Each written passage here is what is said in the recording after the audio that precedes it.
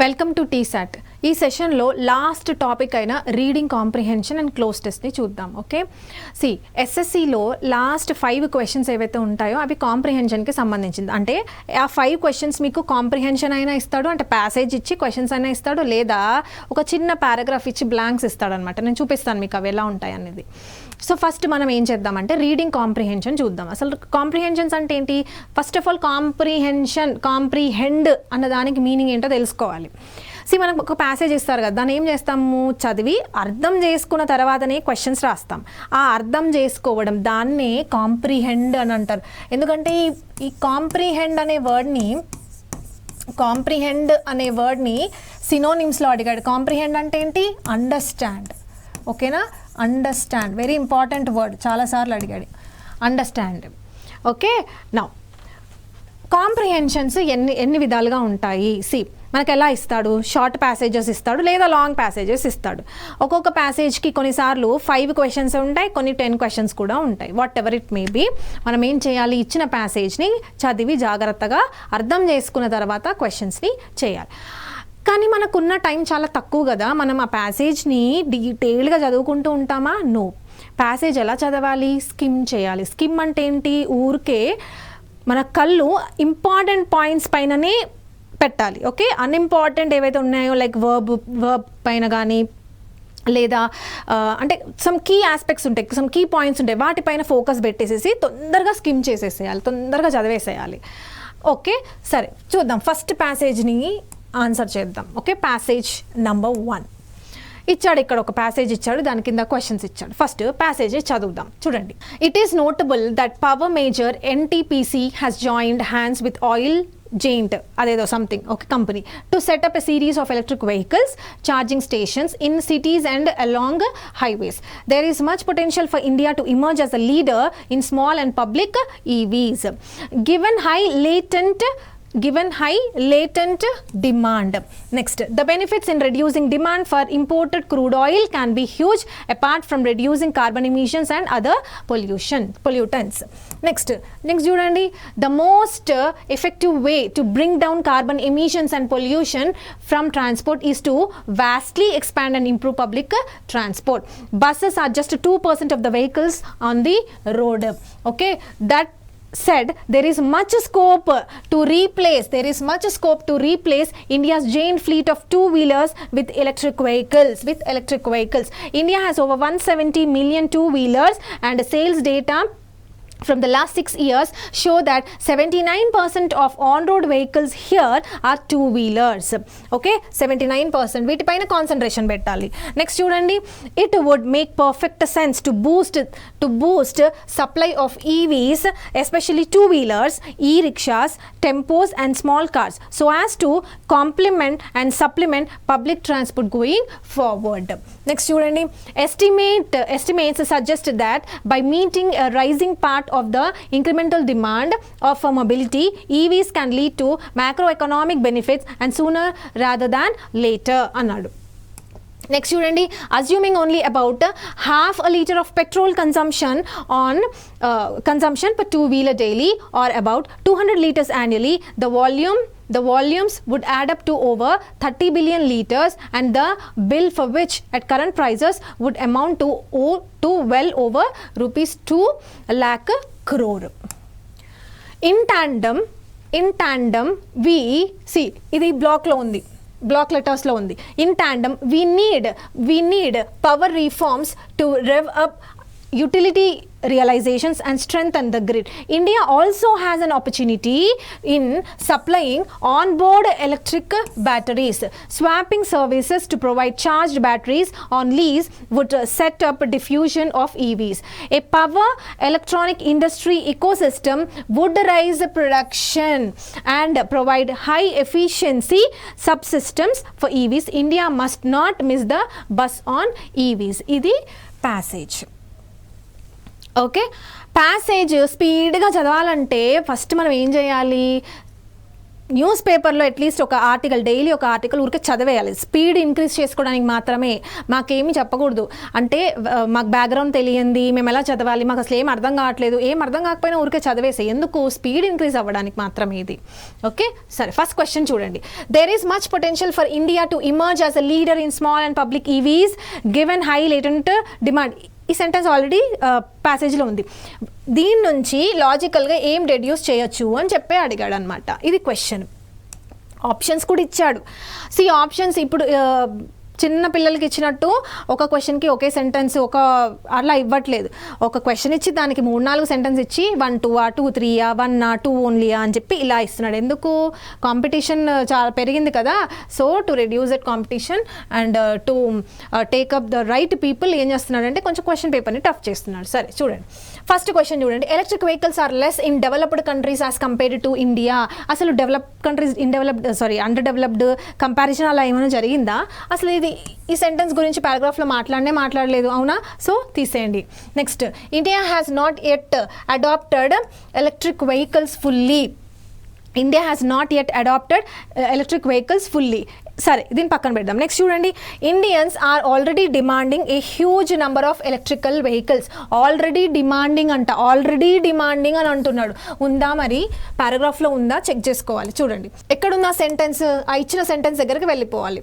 There is a much potential for India to emerge as a leader in small. ఇదే ఇచ్చాడు కదా. Given high latent demand. What is the meaning of the word latent? Suppose నీకు ఈ వర్డ్కి meaning తెలియలేదు అనుకోండి, మనకు answer చేయడం కష్టం. ఓకే, లేటెంట్ అంటే ఏంటంటే డార్మెంట్ అని అర్థం, అంటే ఎక్కువ డిమాండ్ లేదు. Dormant are inactive. లేటెంట్ అంటే ఏంటి, డార్మెంట్ లేదా ఇన్యాక్టివ్, అంటే డిమాండ్ ఏం లేదు. ఎందుకంటే జనాలకు అసలు ఏం తెలియదు, అవేర్నెస్ అంత లేదు దాని గురించి. సో అందుకని అసలు డిమాండే లేదు. కానీ క్వశ్చన్స్ ఎలా ఇచ్చాడు, క్వశ్చన్లో స్టేట్మెంట్స్ ఎలా ఇచ్చాడు చూడండి. ఇండియన్స్ ఆర్ ఆల్రెడీ డిమాండింగ్ అంట. ఆల్రెడీ డిమాండింగ్ ఇక్కడ అసలు డిమాండే లేదని పారాగ్రాఫ్లో చెప్తుంది. సో ఈ ఆన్సర్ కూడా తప్పే. India has not yet adapted. అవును, India has not fully adapted కాదు అది. ఓకే, సో ఇది మనకి పారాగ్రాఫ్ నుంచి అర్థమవుతుంది కాబట్టి సో ఆన్సర్ ఏమవుతుంది 2. సో ఇచ్చిన ఆప్షన్స్ చూడండి, ఇచ్చిన ఆప్షన్స్లో 2 only will be your right answer. Okay, అలా చేయాలి. నెక్స్ట్ చూడండి, నెక్స్ట్ సెంటెన్స్ చూడండి. With which of the following is are are true with respect to two wheelers వెహికల్స్కి సంబంధించి మనకు పారాగ్రాఫ్లో ఉంది కదా. దానికి మనకు 3 స్టేట్మెంట్స్ ఇచ్చాడు దాని గురించి. దాంట్లో ఏది కరెక్ట్ అని అడిగాడు. చూడండి, first one, India has over 160 million two wheelers అని అన్నాడు. నెక్స్ట్ ఏంటి, 79% of on road vehicles in India are two wheelers అన్నాడు. People prefer two wheelers to four wheelers due to ease of use. అసలు పీపుల్ ప్రిఫరెన్స్ గురించి ఎక్కడైనా పారాగ్రాఫ్లో మాట్లాడా అంటే 4-వీలర్స్ వదిలేసి 2-వీలర్స్ పైననే ఇంట్రెస్ట్ చూపిస్తున్నారని ఎక్కడ కూడా ప్యాసేజ్లో మెన్షన్ చేయలేదు కాబట్టి ఇది మన ఆన్సర్ కాదు. నెక్స్ట్ చూడండి, ఇది యాజ్ ఇట్ ఈజ్. క్వశ్చన్స్ కొన్ని ఫ్యాక్ట్ బేస్డ్ ఉంటాయి. ఓకేనా, కరెక్ట్గా యాజ్ ఇట్ ఈస్ ఆ ఫ్యాక్ట్స్ అక్కడ ఉంటాయి. ఆ ఫ్యాక్ట్స్ ఒకవేళ మనకి ఇచ్చిన స్టేట్మెంట్స్లో ఉంటే అవి కరెక్ట్ అవుతాయి. సో 29% అనేది ఖచ్చితంగా అక్కడ ఉంది కాబట్టి సో దీన్ని మనం ఏం తీసుకుంటామో కరెక్ట్ ఆప్షన్గా తీసుకుంటాం. నెక్స్ట్ చూడండి, India has over 160 million two wheelers అని అంటున్నాడు. కానీ పారాగ్రాఫ్లో మనకి ఎంత ఇచ్చాడు ఫిగర్, ఫ్యాక్ట్ ఎలా ఇచ్చాడు? సీ హియర్ 79% ఉంది కదా. ఎస్ ఉంది మనకిది. ఇక్కడ చూడండి, ఓవర్ 170 million టూ-వీలర్స్ అని చెప్పాడు. ఓవర్ 170, కానీ మనకి ఇచ్చిన ఆప్షన్ ఏముంది? మనకి ఇచ్చిన ఆప్షన్ ఏంటి? 160 million టూ-వీలర్స్ అని అంటున్నాడు. మనకి ఇచ్చిన ఆప్షన్ ఏంటి? 160 million టూ-వీలర్స్. తీసుకోవాలి, దీన్ని కన్సిడర్ చేయాలా లేకపోతే ఇన్కరెక్ట్ చేయాలా? ఇప్పుడు 170 పైన ఉన్నాయి అని అంటున్నాడు. 170 పైన ఉన్నాయంటే 160 పైన కూడా ఉన్నట్టే కదా. అంటే దీన్ని మనం కన్సిడర్లోకి తీసుకోగలుగుతాం కదా, తీసుకుంటాం. దీన్ని కూడా కన్సిడర్లోకి తీసుకుంటాం. సపోజ్ ఒకవేళ ఇక్కడ స్టేట్మెంట్లో 180 ఓవర్ అని అన్నాడు అనుకోండి, అప్పుడు దీన్ని మనం కన్సిడర్ చెయ్యము. ఓకేనా, స్టేట్మెంట్లో మనకి పారాగ్రాఫ్లో 170 అని అన్నాడు, కానీ ఆప్షన్స్లో 160 million అని అన్నాడు. ఈ ఫిగర్ సపోజ్ ఈ ఓవర్ అనే వర్డ్ లేదనుకోండి, అప్పుడు ఇది కరెక్ట్ తప్పవుతుంది.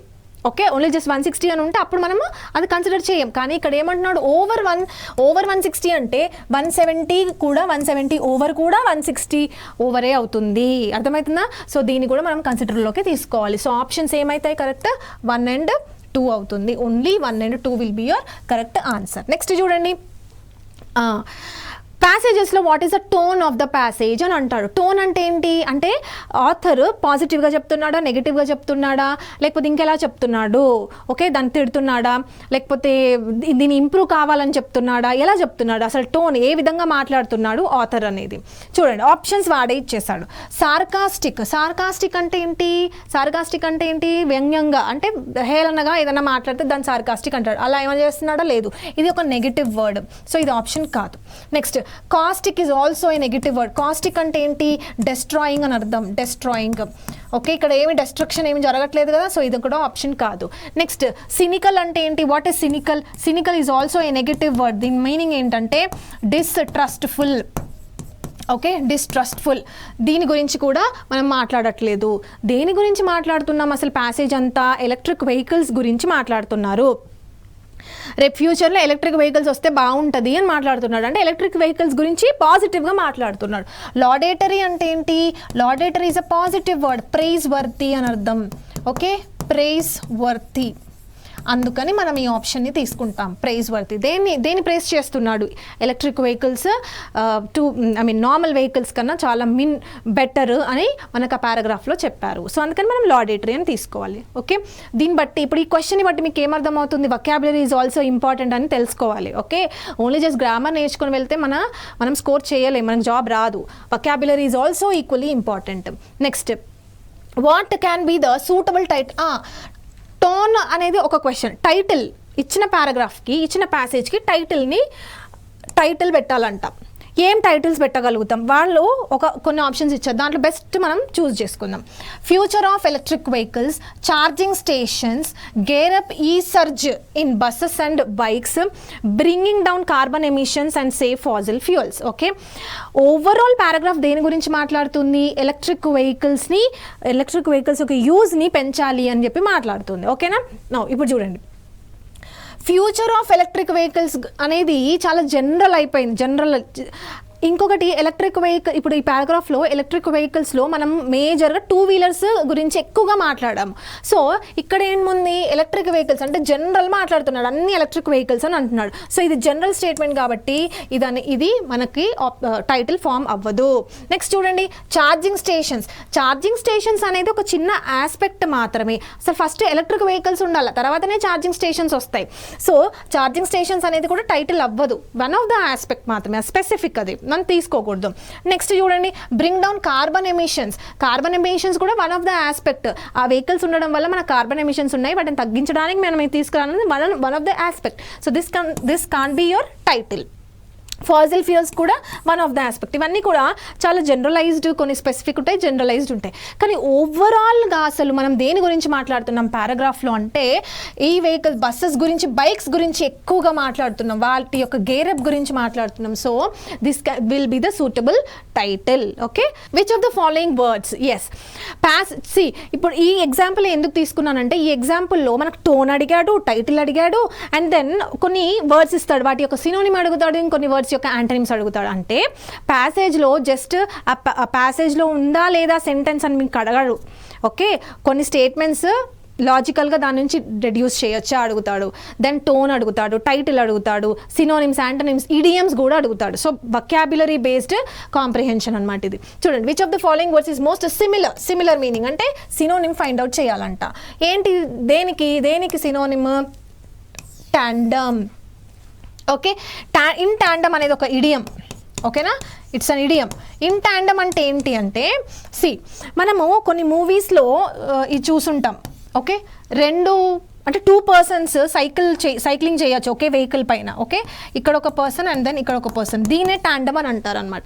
అంటే ఒక పర్సన్ ఇంకొక పర్సన్ ఇద్దరు కూడా టుగెదర్ ఉన్నారు. సో ఇన్ టాండమ్ అంటే ఏంటి, టుగెదర్ అని అర్థం. ఇన్ టాండమ్ అంటే ఏంటి, టుగెదర్.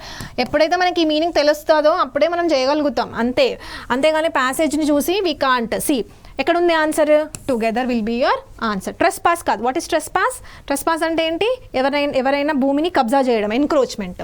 ఓకే నెక్స్ట్ చూడండి which of the following words is most opposite అడిగాడు. దేనికి ఆపోజిట్, కాంప్లిమెంట్కి opposite.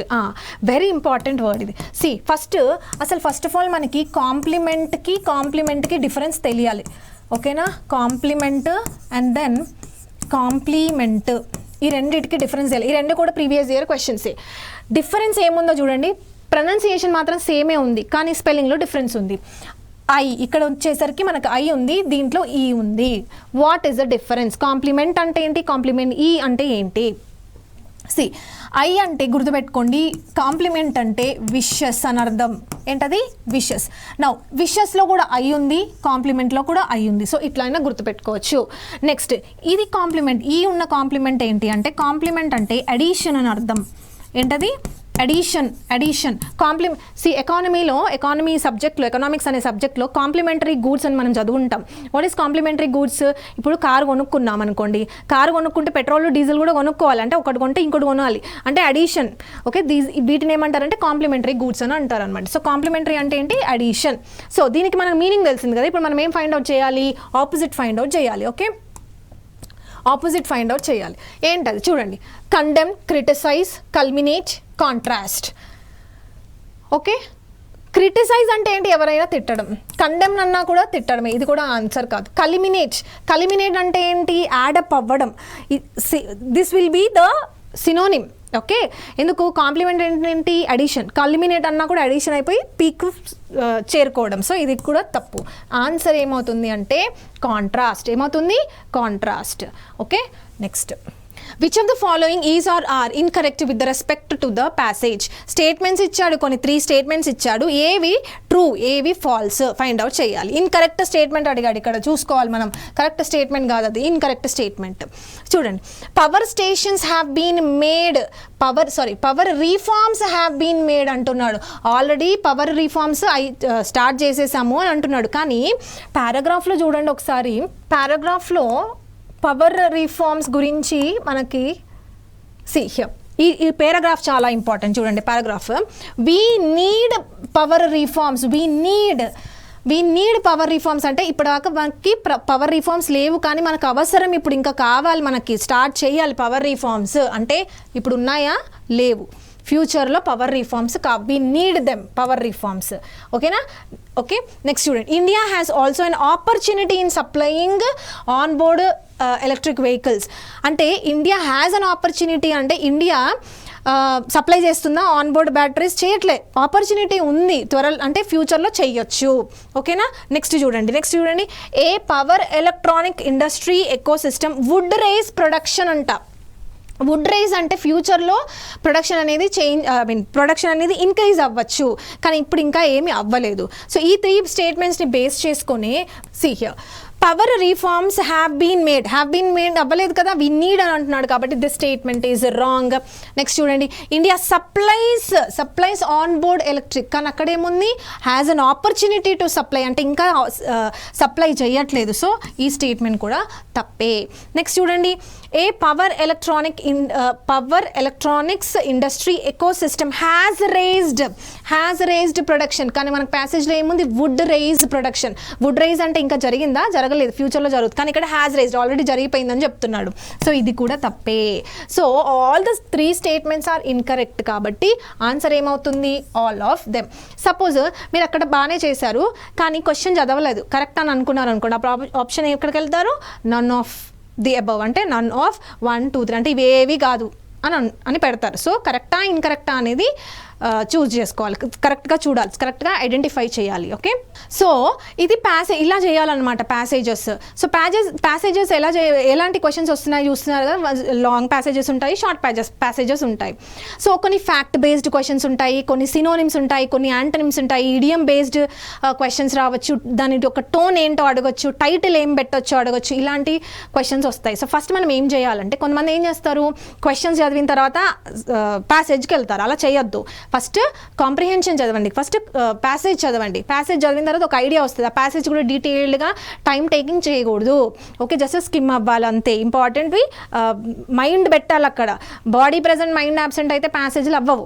Okay, so just key points, okay నేను ఈ పాయింట్ ఇక్కడ చదివాను అని చెప్పి జస్ట్ స్కిమ్ చేసుకుంటూ క్వశ్చన్స్కి వచ్చేసరికి ఇలా చేస్తూ వెళ్ళాలి. Reading comprehension.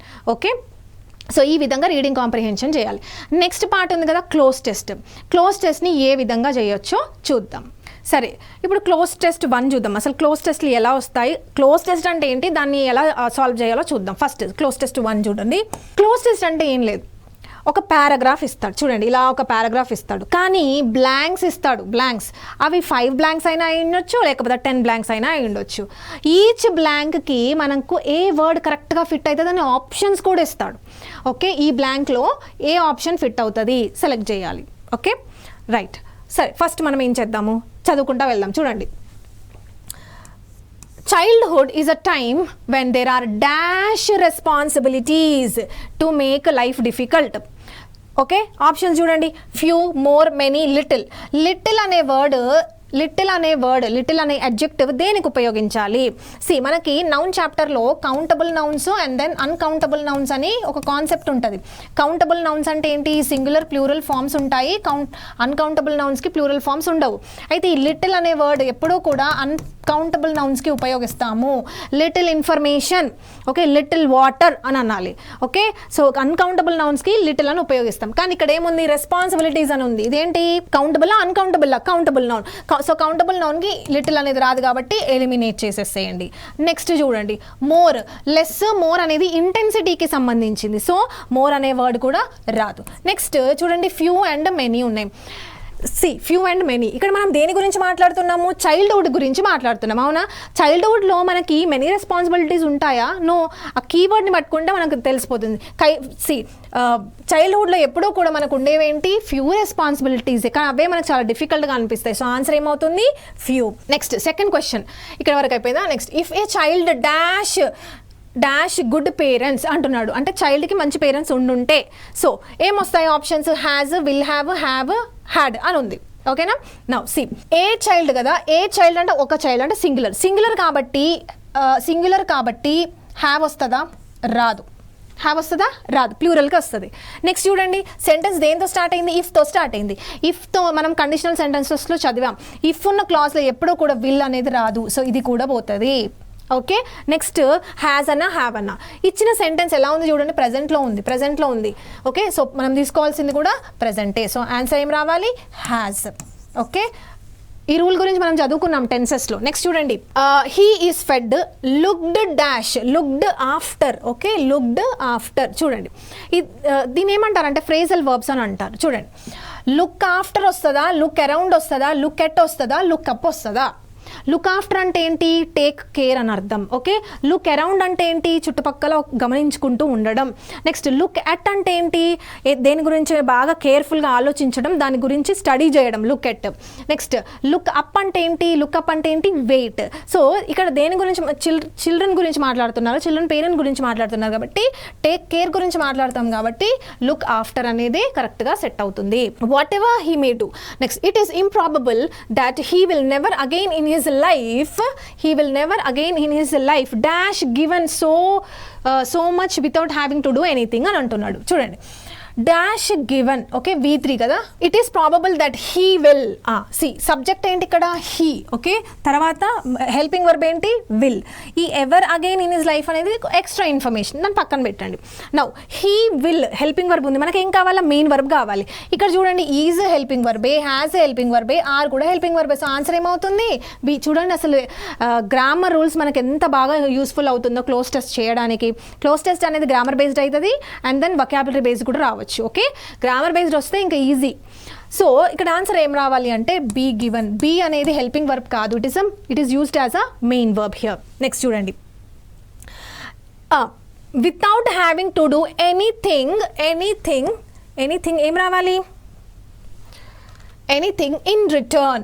see the options of, as, for, in. So in return రావాలి. ఓకేనా? ఇన్ రిటర్న్ అంటే మనం ఏమి ఆశించకుండా అని అర్థం, ఇన్ రిటర్న్. నెక్స్ట్ చూడండి, in addition life is always dash new things to the child. Life ఎప్పుడూ కూడా ఏం చేస్తుంది? లైఫ్ ఏం చేస్తుంది? ప్రెజెంట్. లైఫ్ డిస్ప్లే చేయదు. ఓకే, లైఫ్ ఏం చేస్తుంది? ప్రజెంట్ చేస్తుంది. లైఫ్ డొనేట్ చేయదు, గ్రాంట్ చేయదు, ప్రజెంట్ చేస్తుంది. ఓకే, నెక్స్ట్ చూడండి, present new things to the child. A child finds dash in playing in the rain. Okay, చిన్నపిల్లలకి రెయిన్లో ఆడుకోవడం ఇష్టం కదా. సో ఆన్సర్ ఏంటి? Find pleasure. Pressure, pain, progress కాదు.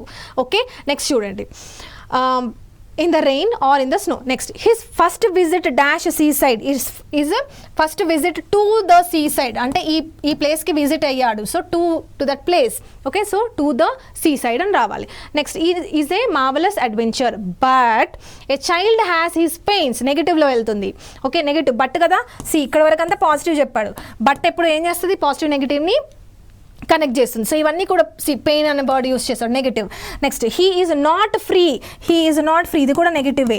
To do as he wishes. He is continually being dash not to do things. ఏం చేస్తారు? Continuously told. చిన్నపిల్లలకి ఏం చేస్తారు? ఈ పని చేయొద్దు అని చెప్పి పేరెంట్స్ చెప్తారు కదా. సో కంటిన్యూస్లీ వాళ్ళని ఏం రెస్ట్రిక్ట్ చేయరు. ఫార్బిడ్ అంటే ఏంటి? ప్రాహిబిట్ చేయరు, ఆర్డర్ కూడా చేయరు, చెప్తారు, మంచిగా చెప్తారు. ఓకే, సో టోల్డ్ అని రావాలి. నెక్స్ట్ చూడండి, told not to do things or is being dash or is being punished. ఏం చేస్తారు? ఒకవేళ వాళ్ళు వినకపోతే పనిష్ చేస్తారు, అంతే, సింపుల్. సో ఈ పారాగ్రాఫ్కి సంబంధించి ఏ వర్డ్ కరెక్ట్గా ఆ పారాగ్రాఫ్కి సెట్ అవుతుంది దాన్ని క్లోజ్ టెస్ట్ అని అంటారు. ఏది క్లోజ్గా రిలేట్ అవుతుంది, అందుకే పేరు కూడా క్లోజ్ టెస్ట్. ఓకేనా? సో ఇది క్లోజ్ టెస్ట్ 1 చూసాం. నెక్స్ట్ ఇంకొక ఎగ్జాంపుల్ కూడా చూద్దాం. Cloze test 2. Rural health care in India is dash by a huge gap between supply and demand అని అంటున్నాడు. ఓకే, రూరల్ ఇండియా అనేది ఎలా ఉంది? It is characterised by supply and demand. ఒక గ్యాప్, ఆ గ్యాప్ ఏంటి? సప్లై డిమాండ్ మధ్యలో ఉన్న గ్యాపే. ఆ గ్యాప్ని రూరల్ హెల్త్ కేర్లో ఉంది అని చెప్తున్నాడు. సో ఆన్సర్ ఏం రావాలి? బై ఉంది కదా. ఎస్, సో ఏం రావాలి? Characterized by. అంటే rural health care in India ఎలా ఉందంట? హ్యూజ్ గ్యాప్ అంట. దేని మధ్యలో? Supply and demand. Okay, it is a character of rural health care in India. Next చూడండి, currently rural health care needs are dash. Needs ఎప్పుడూ కూడా met. Needs should be met. Okay, so answer ఏమవుతుంది? Needs ఎప్పుడూ కూడా fulfil అవ్వాలి. So అందుకని answer ఏమవ్వాలి? Met అవ్వాలి. Okay, needs are met.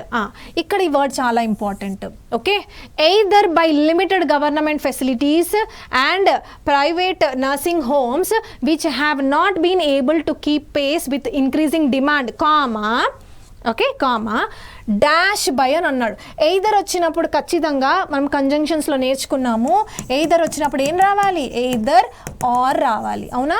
Either are రావాలి. ఓకే, సి ఆన్సర్ ఏమవుతుంది? థర్డ్ దానికి ఎయిదర్ తర్వాత బై వచ్చింది. ఇక్కడ కూడా బై తర్వాత ఏముండాలి అంటే ఎయిదర్ యొక్క పేరు ఉండాలి. ఎయిదర్ యొక్క పేరు ఏంటి? ఆర్. సో ఇక్కడ ఏం రావాలి? ఆర్ రావాలి. దీన్ని ప్యారలలిజం అంటారు. ఓకే, మనకి ఇంగ్లీష్లో ఒక కాన్సెప్ట్ ఉంటుంది. నెక్స్ట్ చూడండి, the quality of infrastructure is usually poor and people dash up having to go to nearby areas. ఏమవుతుంది దీనికి ఆన్సర్? చూడండి, ఇక్కడ పీపుల్ ఇన్ఫ్రాస్ట్రక్చర్ యొక్క క్వాలిటీ చాలా తక్కువ ఉందంట, పువర్గా ఉంది. అందుకని పీపుల్ ఏం చేస్తారు? అర్బన్ వేరే ప్లేసెస్కి వెళ్ళారు. ఓకే, లార్జ్ సిటీస్లోకి వెళ్ళిపోతున్నారు. ఓకే, హెల్త్ కేర్ కోసం. అంటే ఇక్కడ ఏం రావాలి?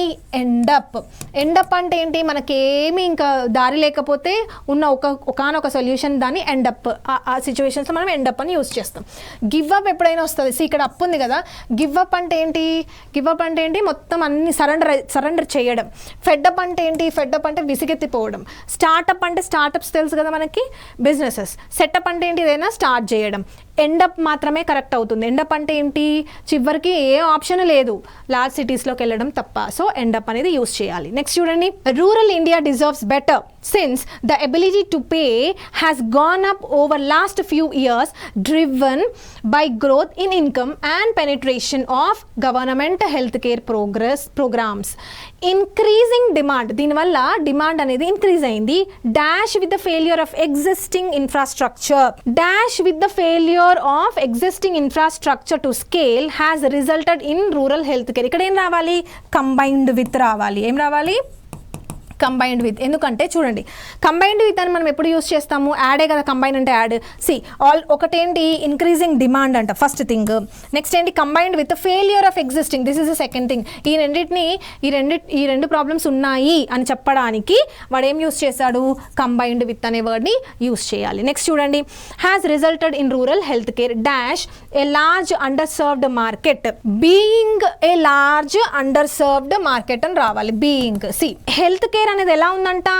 అండర్ సర్వ్డ్ మార్కెట్ లాగా ఉందంట. See I being a teacher, okay, అంటే టీచర్ అంటే నేను teacher, I being a teacher. అలాగే health care being a large underserved market, ఓకేనా. సో ఏం రావాలి, బీయింగ్ అని రావాలి. నెక్స్ట్ చూడండి, absence of viable businesses model dash conversion of, next దానికి ఆన్సర్ ఏమొస్తుంది చూడండి, makes so seize prevents. Okay, now see absence of viable business అంటే మంచి గ్రోత్ ఉన్న బిజినెస్ లేనందువల్ల, absence వల్ల dash conversion of huge rural expenditure on, అంటే దీనివల్ల ఏమవుతుందంటే it is preventing, okay, preventing ఒక మంచి రూరల్ ఎక్స్పెండిచర్ ఎకనామిక్ యాక్టివిటీ అవ్వడానికి ప్రివెంట్ చేస్తుంది. ఎందుకు అబ్సెన్స్ ఆఫ్ వయబుల్ ఇన్ఫ్రాస్ట్రక్చర్ ఉన్నందువల్ల, ఓకేనా. సో ఆన్సర్ ఏమవుతుంది, ప్రివెంట్స్.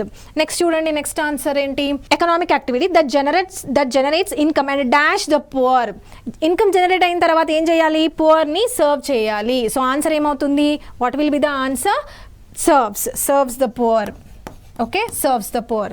లాస్ట్ చూడండి, very very important, it is this dash that entrepreneurs are looking to dash. Now see it is dash ఏంటి, ట్రూతా, ప్రోగ్రెసా, క్యాటస్ట్రాప్ అంటే డెస్ట్రక్షన్, డివైడ్, గ్యాప్.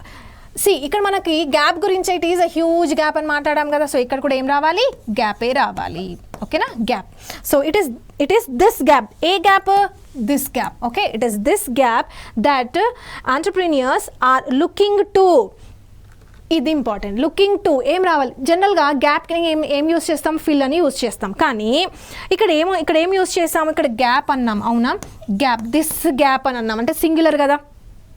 ఎస్, ఇప్పుడు చూడండి, this gap that entrepreneurs are looking to, ఏం రావాలి, answer ఏం రావాలి, ఆప్షన్ ముందు అంటే డాష్ ముందు మనకి ఏముంది, 2 ఉంది, అవునా, 2 ఉంది. 2 తర్వాత ఎప్పుడూ కూడా V1 మాత్రమే రావాలి. కానీ ఇక్కడ ఏముంది, ఇది V5 ఉంది. సో మనం ఈ ఫిల్స్ అనేది తీసుకోము, అర్థమవుతుంది కదా. ఒకవేళ జస్ట్ ఫిల్ అని ఉంటే అప్పుడు తీసుకునే వాళ్ళం, కానీ ఇక్కడ ఫిల్స్ అని ఉంది. 2 తర్వాత ఎప్పుడు ఏం రావాలి, V1 అనే రావాలి, ఒక ఇన్ఫినిటివ్ కేసు. సో 2 అయితే ఫిల్స్ అయితే కాదు. అసెస్ ఇవన్నీ ఏం కాదు, plug is the correct answer. కానీ మనకు ప్లగ్ అనే దానికి మీనింగ్ తెలియదు కదా. ప్లగ్ అంటే సీల్ అని అర్థం. వాట్ ఈస్ ప్లగ్, సీల్, ఓకేనా. సో ఇలా చేయాలన్నమాట. అంటే ఇప్పుడు మనము 2 క్లోజ్ టెస్ట్లు చూస్తాం కదా, ఈ 2 క్లోజ్ టెస్ట్లో కూడా మనకి గ్రామర్ బేస్డ్ క్వశ్చన్స్ ఎక్కువ వచ్చాయి.